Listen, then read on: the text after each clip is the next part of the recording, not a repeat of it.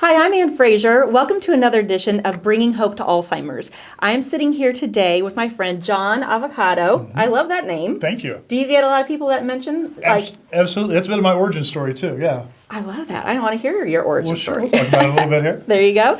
And so thank you for being here. John is with us today. You are the Director of Sales for Omni Life VR. Which is a dynamic virtual reality, which is the VR company, revolutionizing the way people engage with technology. You are a veteran yourself. I am, yes. Thank you for serving. Appreciate I it. love that. He immediately found himself in line with Omni's mission to use virtual reality to help people physically, mentally, and spiritually. So I'm glad you're here. Well, thanks for having me. Absolutely.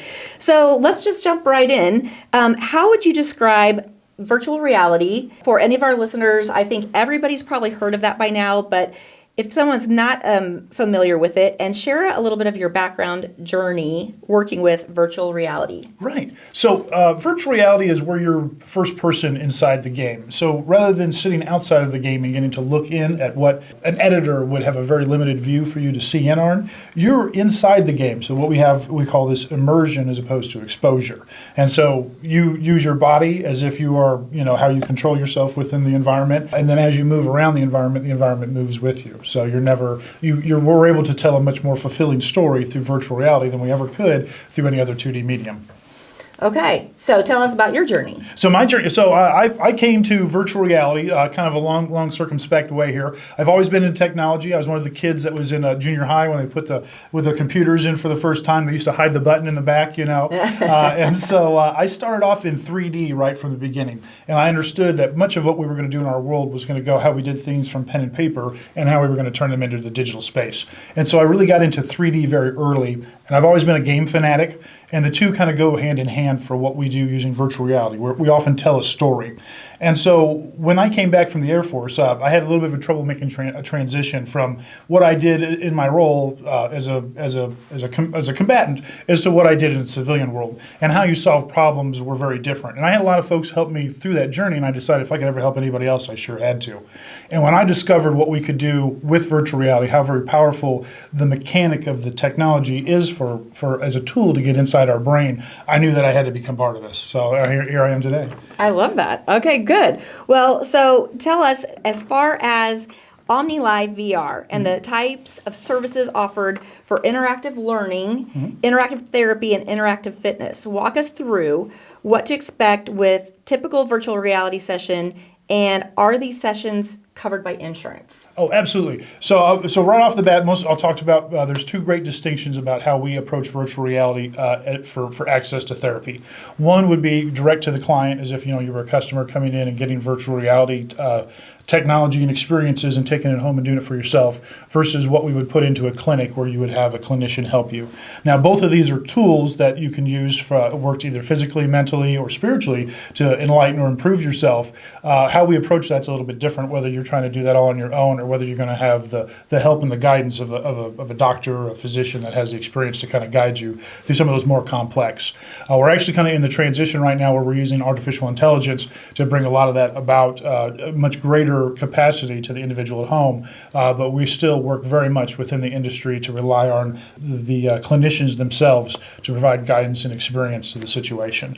And so there's a couple of ways that you would access it through us. Is you would work with your therapist to get access to what we do. I'm sorry, I'm kind of getting off track there. What was the question one more time? No, you're good. Keep going with it. Okay, so what we do with that is you can either get with the clinician to discover what's available to you, and we provide the equipment and the experiences to the clinics and teach them how to use the virtual reality equipment, and then how they can send that, either do it in the clinic with the client, or at some cases you can send some of that equipment home, and then they'll do those experiences at home as well. One of the great things about how we use virtual reality, whether it's a physical fitness that we're trying to do, like therapy or sports training or even education and job training, memory care, it's all kind of the same. What we do is we use the tool of virtual reality to provide you with a new psychological story. You create a new habit, whether it's a psychological habit that is direct, the way you think, or whether it's an interaction between the mind to body, how you move your leg. So to us, when we use virtual reality technology, It's kind of akin to the early stages of automobiles. You need an automobile, what color do you want it to be? Does it need to be fast, or does it need to haul a lot of, do you need a truck? And that's kind of where we are in virtual reality. What we do at Omni is we bring to different clients, clinics, what it is that they need. If you're a physical therapy clinic, then we bring technology to you that you can use in the clinic that guide your patients through their exercises, and then they can even take that home, and then that helps guide them at home as well. One of the key indicators of why virtual reality works so much better than standard modalities is the buy-in that you get from the patient. The patient really enjoys doing the exercises. You're really distracted from your pain and from the outside world in a couple of ways. And your performance is so much greater because of the immediate and complete guidance that you have through virtual reality that you don't get because you only go to the clinic, once a week or once a month, depending on what you've got going on. That virtual reality equipment is with you every day when you need to do those exercises, when you need to do, if we're talking about mental, affirmations or whatever kind of guidance that you would need to go through to program yourself psychologically, or what experiences or exercises you would do through physical therapy to guide you to get whatever improvement you need there. Okay, so I want to bring this all back around to Alzheimer's dementia. Yes. What do you have, because I love hearing all the different things that you do. Talk to me more, let's zero in on Alzheimer's and dementia. How does that work with what you do? How can you help someone who has dementia? Now, there's a couple of things that we know. So basically what we do in dementia and Alzheimer's is we work with what's called memory care. Now, there's three great qualifiers that we know about how memories work for us that we're able to have effect on in virtual reality. One is physical movement. When you're moving physically, your body, there's a couple of items, kind of maybe getting ahead of myself. I want to make sure everybody kind of understands a little bit of the basic science about how a memory is kept, right? Much of how a memory is kept is not everything that you do throughout your day. It's just kind of the high points throughout your day. And much of the driver of that is determined by the chemistry within your brain. And there's a couple of things that we're going to talk about right now that I'll go through that kind of instigate that we use virtual reality for. So the first one's physical. If you have a lot of physical activity, that really shows up to your brain at night when it tries to remember information or where it makes these correlations and associations.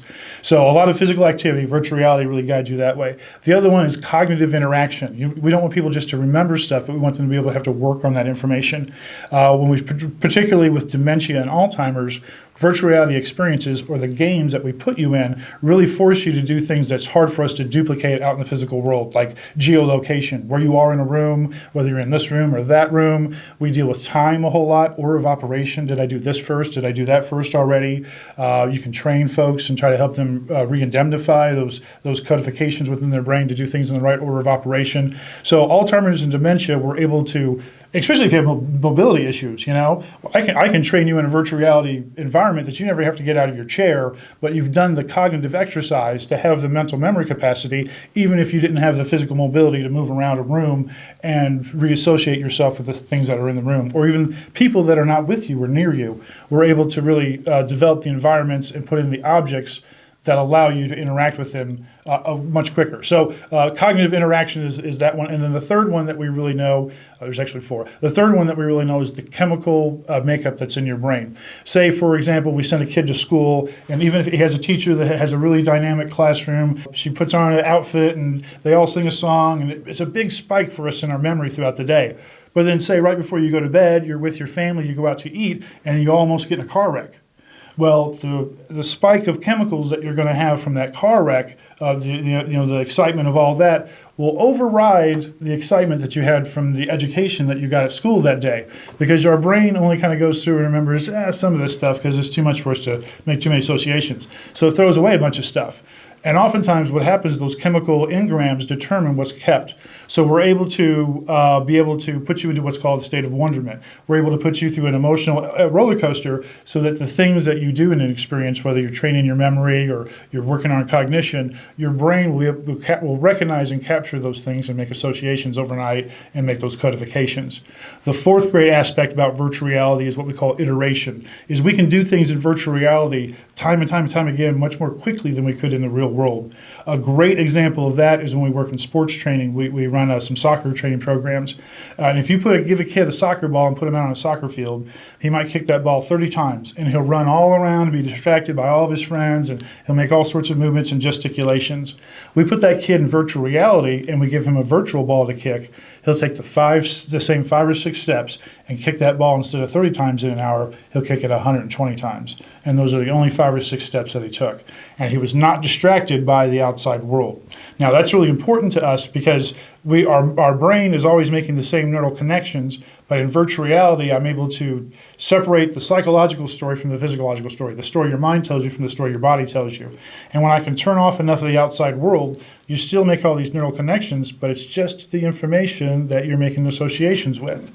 So with the virtual reality, we're able to interface with nearly 70 to 80% of your faculty through your vision and through your hearing. And when we're able to have that much interaction with what you're associated to, we're able to really make some compelling stories that override the outside world. And those are the only associations those neural connections make connection to then, instead of all this, your buddy waving at you. Wow. Okay, so I'm just trying to understand. It's a lot. Mm-hmm. So I want to understand in the Alzheimer's world. Mm-hmm. So you've got, let's say, I have a parent, and I'm like, they're having trouble with their memory, they're having trouble with navigating around the room, they're having trouble, whatever. What would you do with Omni, with your programs? How would you help me as a daughter of a parent? So directly to you as a client, I would give you some equipment that you would need. Either there's a couple of different grades of equipment that they'd have, but then the big thing would be what experience that we would tie that with. There's hundreds of virtual reality experiences out there. Which ones are the right ones? Now, there's a couple of qualifiers that we use, just much like you would do as a physical therapist would come through. If I do these motions, then it qualifies within this indemnification for this diagnosis.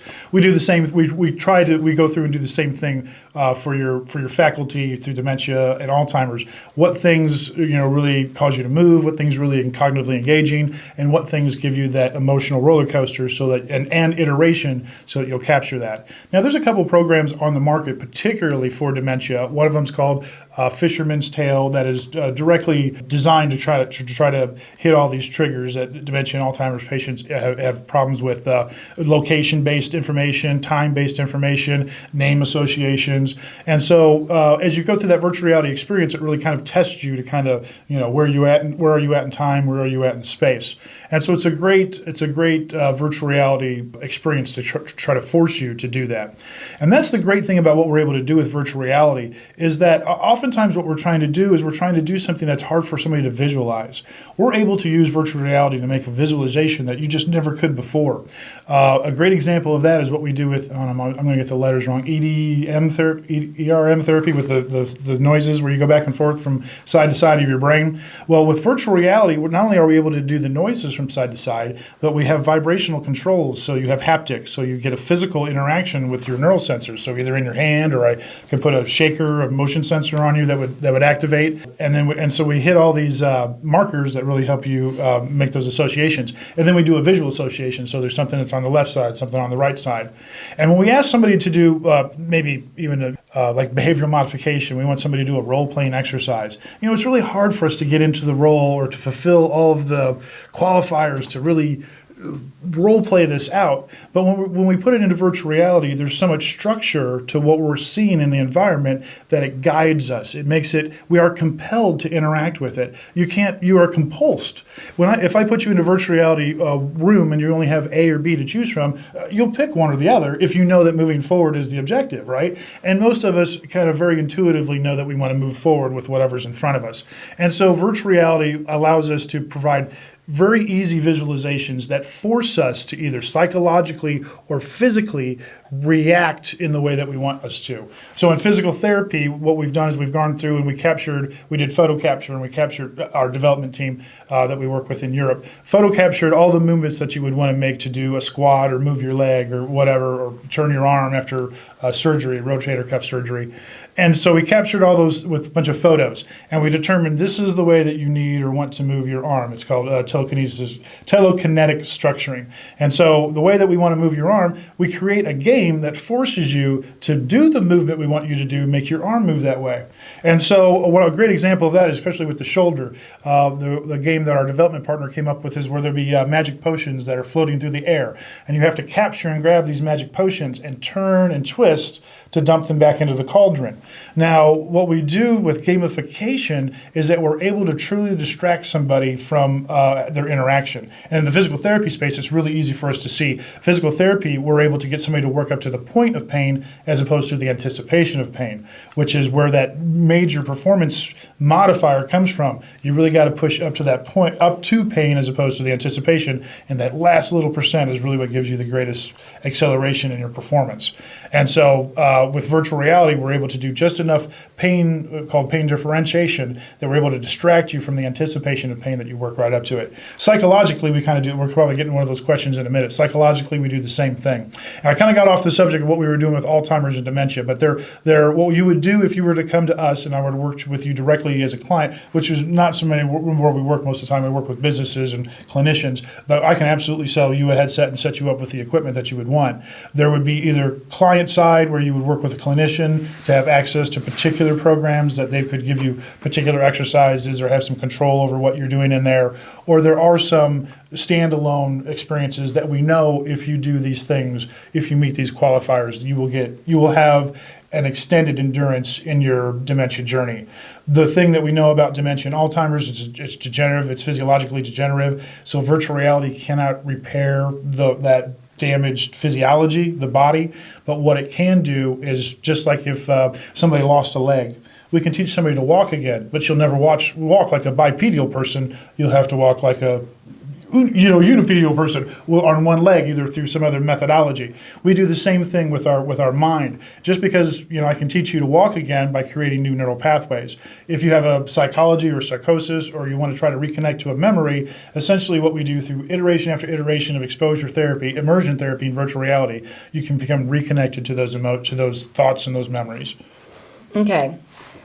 Wow, that's still a lot for my brain to figure out, because I'm trying to think of. So you know what Night of Hope is about. Mm-hmm. Okay, so Night of Hope, so my whole family has passed away except one person of Alzheimer's dementia. Oh, man, okay. Right? Mm-hmm. So I was diagnosed at the age of 50 with early onset pre-Alzheimer's. Okay? My parents died at 73. I had jumped off the world for 3 years, took care of them until they passed away. So for me, I was able to find, it was actually a total blessing accident, but the very week I went to the doctor, I actually went for something else, but the week I went to the doctor, that week a book had just come out from Dr. Dale Bredesen, who's out of California, where he has started reversing people out of Alzheimer's. Oh, wow. Yeah. And so I bought the book immediately. Went through all the testing. I was diagnosed with MCI, the early onset. And so we've been able to reverse all my cognitive decline back to 100%. Wow. Right. So what they're finding is it's a lifestyle disease. So it's what you eat, it's how you sleep, it's what you drink, it's what exercise, not only exercise of your physical body, but exercise of your brain, mm-hmm. cognitive exercise. So I don't know if you've heard of Brain HQ. Mm-hmm. Brain HQ is phenomenal. On the days I do Brain HQ, my brain is super, super sharp, mm-hmm. right? Because it's working in such weird ways. And I love that. So Alzheimer's is considered type 3 diabetes. Alzheimer's is considered an inflammatory disease. So, or when I say I went through all the testing, not only did I go through cognitive testing and memory testing, but we also tested what's happening. They test your poop, your pee, your spit, and your blood. Mm-hmm. They want to know what's happening with my hormones. They want to know what's happening inside my body. What nutritional deficiencies do I have? What toxins have I been around? Maybe mold in my home, or maybe I eat a lot of fish and I've got higher levels of mercury, whatever. Mm-hmm. So they're testing all of these things. And so then we come up with a plan on how we're going to attack those things one at a time. So when I keep wanting to bring it back to Alzheimer's, there are people who are getting better. Now, if I go off of my plan, like I have a very specific eating thing, I have very specific things that I do. Now, if I go off my plan, I will start having cognitive issues again. So people want to know, I mean, I think that's the biggest thing that we're about is hope, which is why we're called Night of Hope. Oh, yeah. Is the hope. But what I want to know is, how does these types of things help? Is there something you can do through your job, through your company, that can help people continue to exercise their brain in a way, because people are getting diagnosed earlier and earlier and earlier. Oh, yeah. So again, we're all about prevention, early detection, and the potential of reversal. Yep. So do you have anything that you guys are working on? I love like all the different things you were saying about ways that you can help people retrieve memories and so forth. But are you guys, how do you see what you're doing help give hope to people who are starting to have cognitive issues? Do you have things that you guys are doing that will help people cognitively, maybe bring back that cognition? Oh, yeah, absolutely. So those were the 3 or 4 factors that I talked about there a little bit: the physical, Right. the cognitive, and then the brain chemistry, as you were kind of getting to there a little bit. Yeah. So what we did is we've discovered what we're able to do is that we're able to really kind of match you, much like I said, a physical therapist does with different exercises or different actions that you would take throughout your day, how quantified those are. We go through and can kind of quantify different virtual reality experiences and kind of classify, well, this one is good for, there's a lot of movement in this one has a lot of cognitive interaction within this degree, it has a lot of spatial consideration, this one has a lot of order of operation consideration, and we can kind of quantify that based upon what you're having trouble with. Now, obviously, Alzheimer's and dementia, where we're talking about those 2 main ones, the spatial and the time, and then association to named objects, which is kind of that memory recall, which kind of got a little bit of specialty to it. We're able to really help you identify what would be some good virtual reality experiences for you to do to train with those. Now, there are a few things on the market that are particularly intended to help you do brain training and some exercises like that. There are few that are currently that are directly marketed for preventative Alzheimer's. Now, with that said, there's a lot out there that we're already doing, and we talk about hope. Here's probably my greatest example of how we can talk about, because I wish I had stronger and better answers or quantifications, numerics about what we could talk about here. But let me just tell you a little bit about where virtual reality is and why we're where we are. I came into virtual reality I just came in a few years ago, and I thought, man, I'm going to come over here, and these guys, man, I know what this technology looked like 10 years ago. They're going to be so far. We're going to have so much. I showed up, and I'm like, man, why is nobody using this? Why aren't we doing this? Why? I know what this can do. Why are we not any farther along? And the industry kind of got swamped with a bunch of money, and the handful of folks that knew what they were doing got pulled into long-term contracts. And what used to take a guy a year to do something, come back out, teach other people, then they could do it, it got stretched into a much longer time frame. So now these guys were taking 10 years before they come back out and to show or tell anybody what they're doing. So we kind of had to almost reinvigorate the industry with developers that could work with the equipment as it was being created.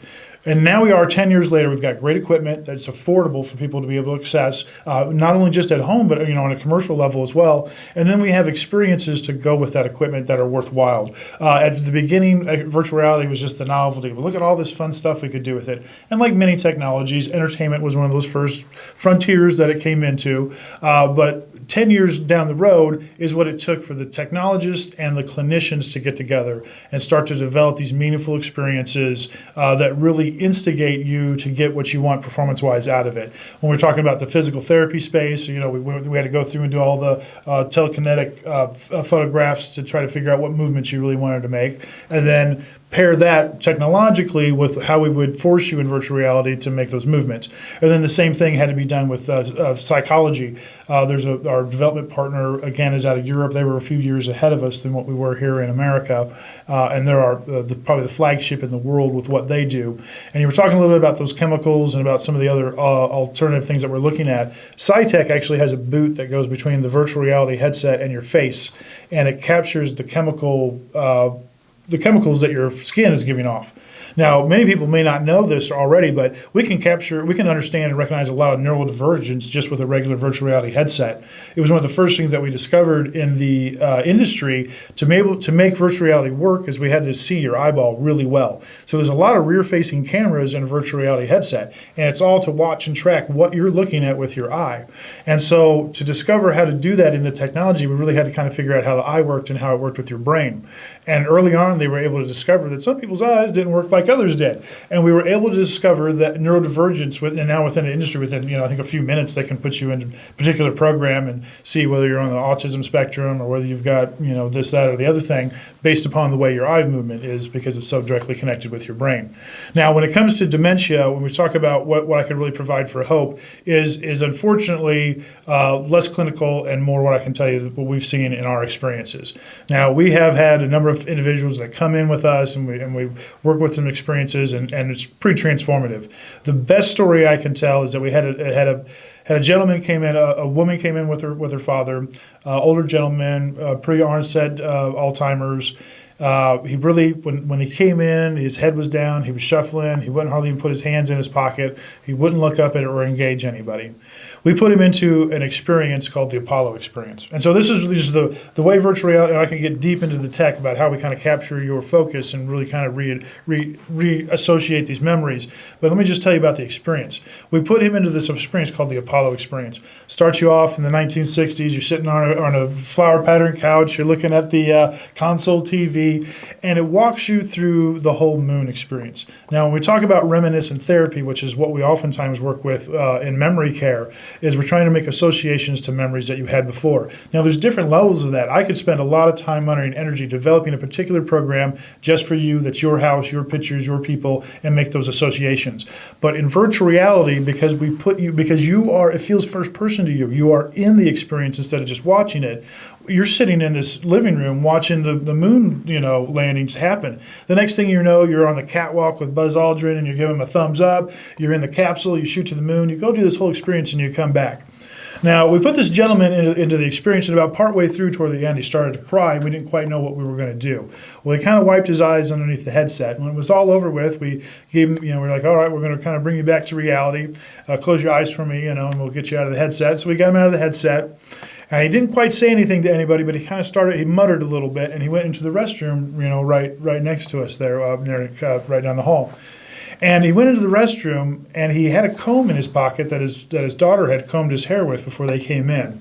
He gets the comb out of his pocket, combs his hair, looks in the mirror, comes out and starts talking to his daughter. And she said she can't remember the last time that he had talked to her. It had been weeks since he had even engaged her.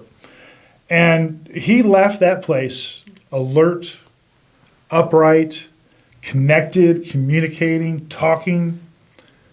Now, we need to really do much more research in this space to really be able to tell you all the things that everyone clinically wants to have an answer for.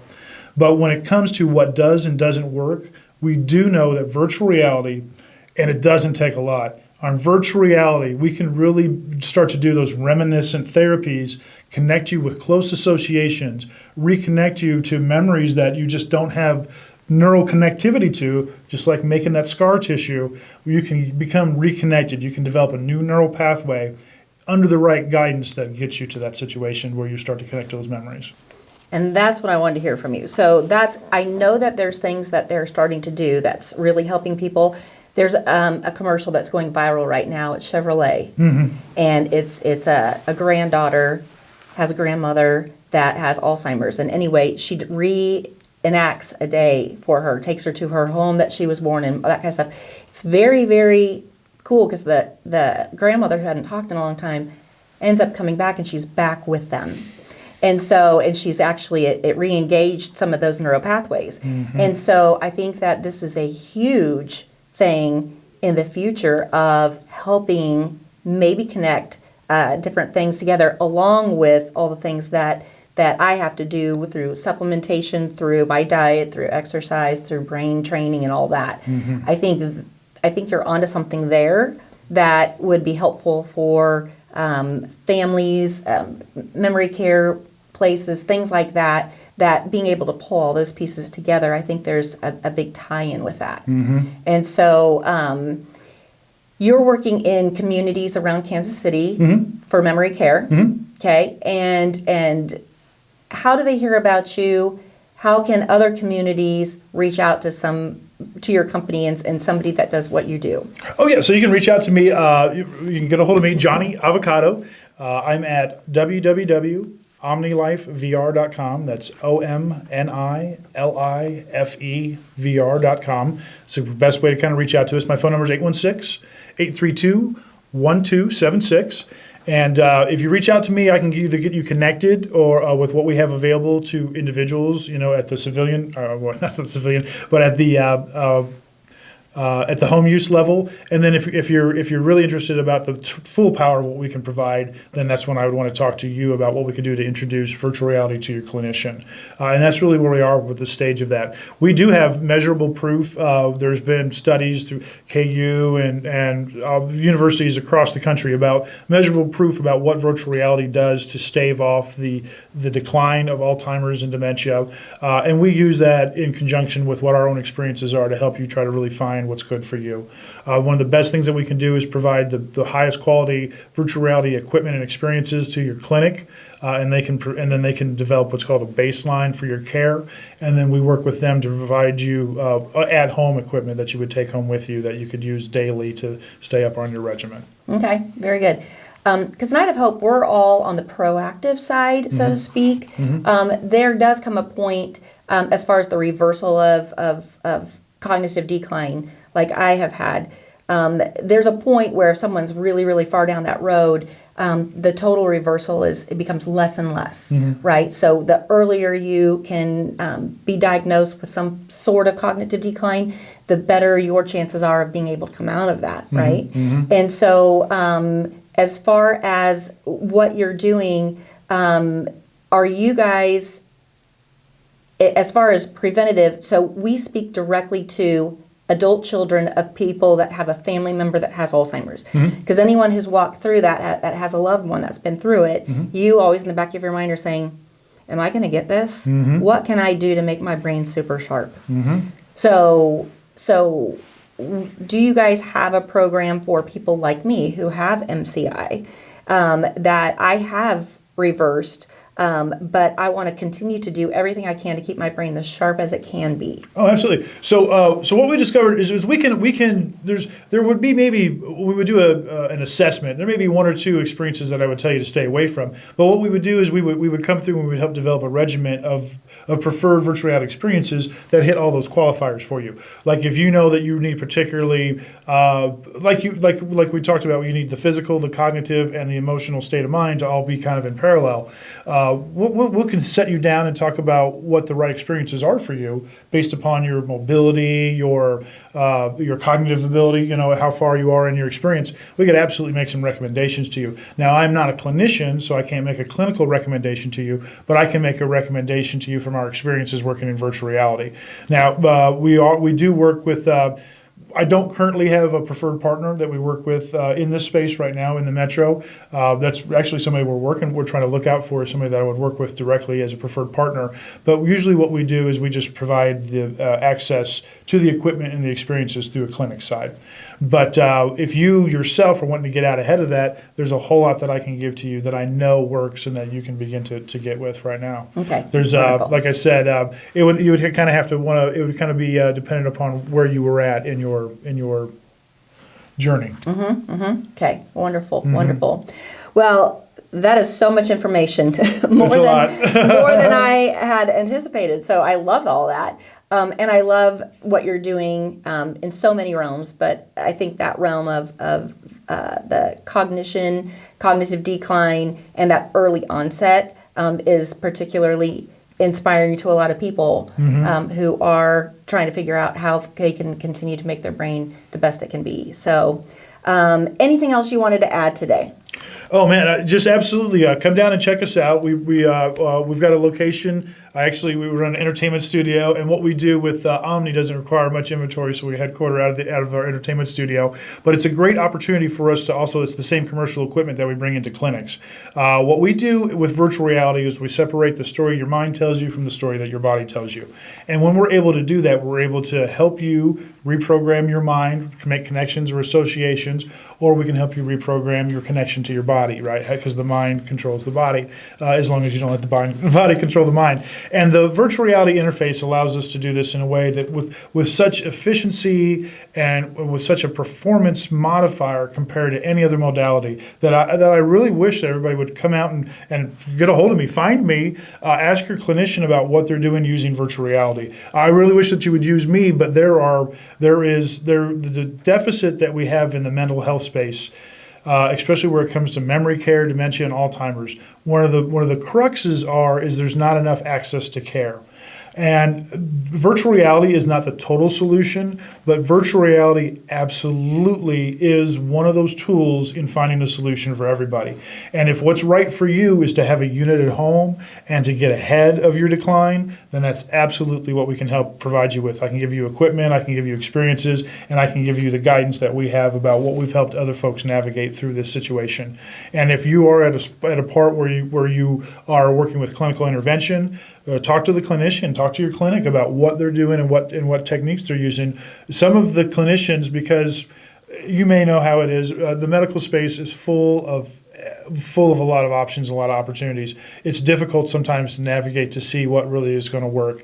Everything from red light therapy to all the millions and one tests that you could do to stuff with electromagnets to psilocybins. I mean, there's so much on the market that you may have to try to educate yourself about.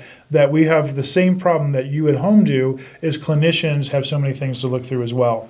And if you can recognize and understand that virtual reality is right for you, letting your clinician know that it's something you want to explore is the best thing that you can do for us to help us begin to put more virtual reality units into the hands of those that need it.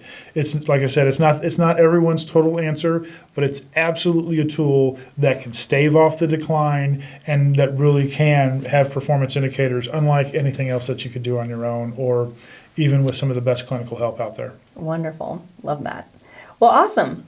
I learned way more than I ever thought I would today. So all that is great. And your information will also be in all of the information sent out with this podcast. Oh, sweet. And so we appreciate you being here today. Yeah, thanks for having me. Yeah, thanks for your time. So we'll look forward to seeing you all next time on Bringing Hope to Alzheimer's. Thanks.